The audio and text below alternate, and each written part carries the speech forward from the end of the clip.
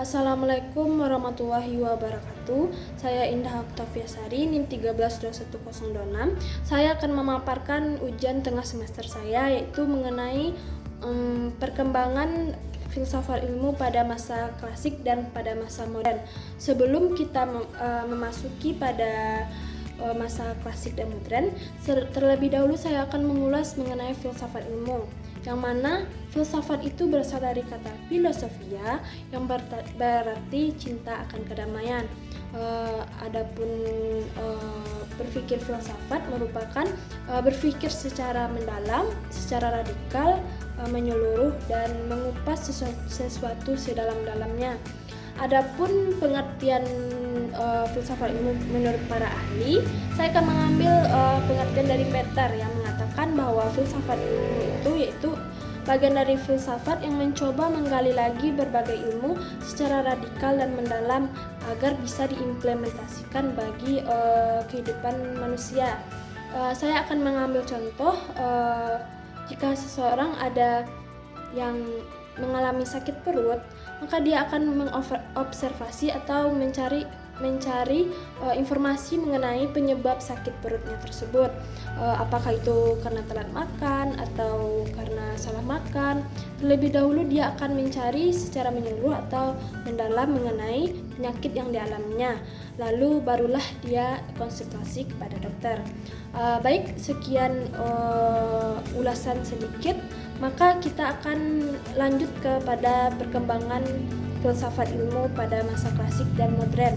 Adapun pada masa klasik ini pada tahun 5 sebelum Masehi sampai dengan 5 Masehi, dan dilanjutkan dengan masa pertengahan pada tahun 5 Masehi sampai 15 Masehi.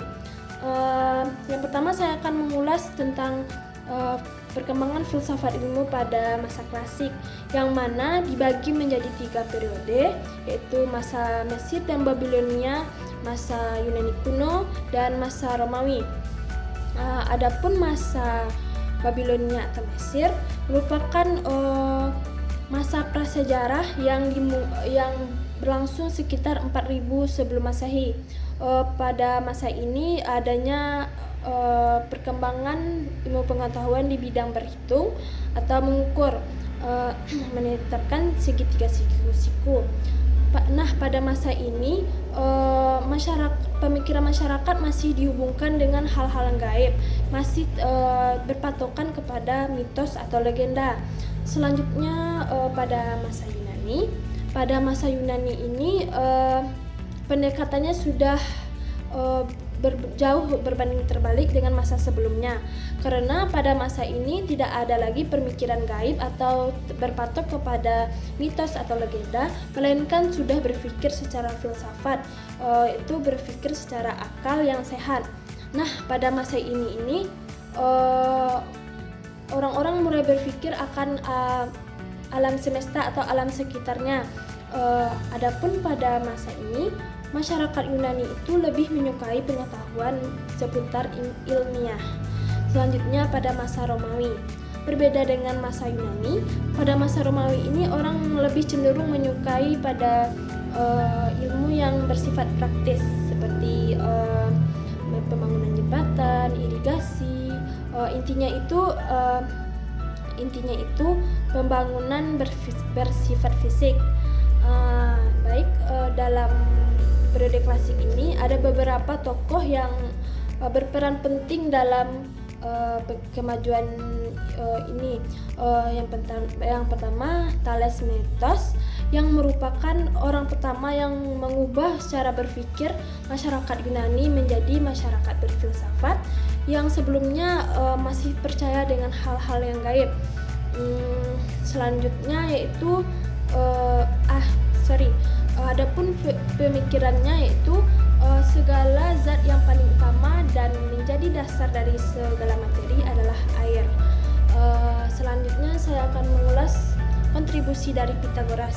Nah, pasti kita tidak asing lagi dengan nama Pythagoras. Ya, kita sering mendengarnya pada saat belajar matematika, kan? Betul sekali, kontribusinya yaitu dalam bidang astronomi dan matematika. Dia menjelaskan bahwa alam semesta dapat dijelaskan dengan angka atau matematika.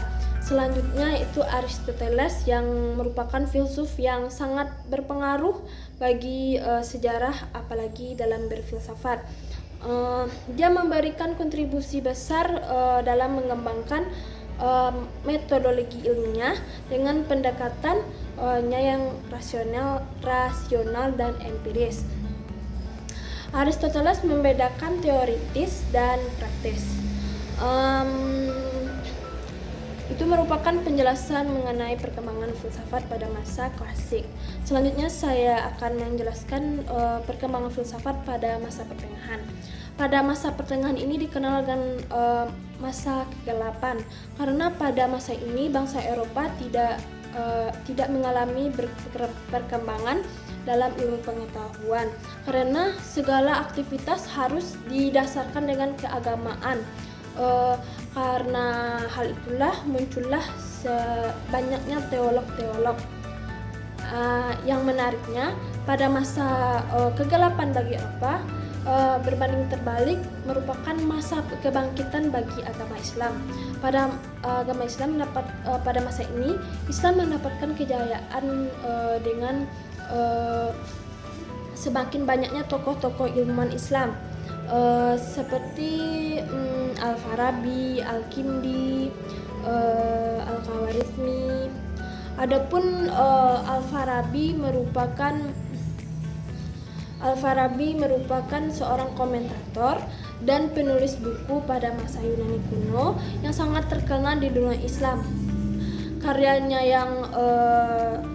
yang sering disebut yaitu di bidang filsafat, matematika, sosiologi, dan pengobatan. Selanjutnya yaitu Al-Khawarizmi. Hasil pemikirannya berdampak besar bagi ilmu matematika, yang mana dia menciptakan buku pertamanya yaitu Aljabar.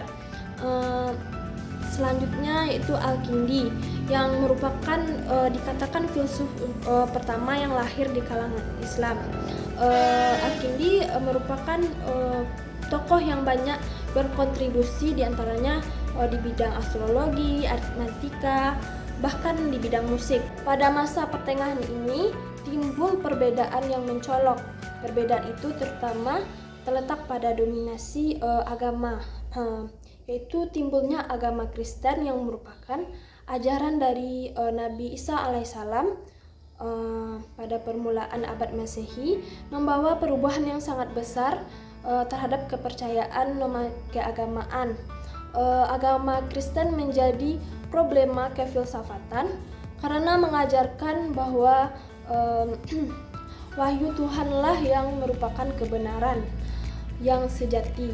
Hal ini tentu terbalik dengan pandangan para Yunani kuno yang mengatakan bahwa kebenaran dapat dicapai dengan akal mereka sendiri. Baik, hanya itu yang dapat saya sampaikan. Terlebih terkurang saya mohon maaf. Assalamualaikum warahmatullahi wabarakatuh.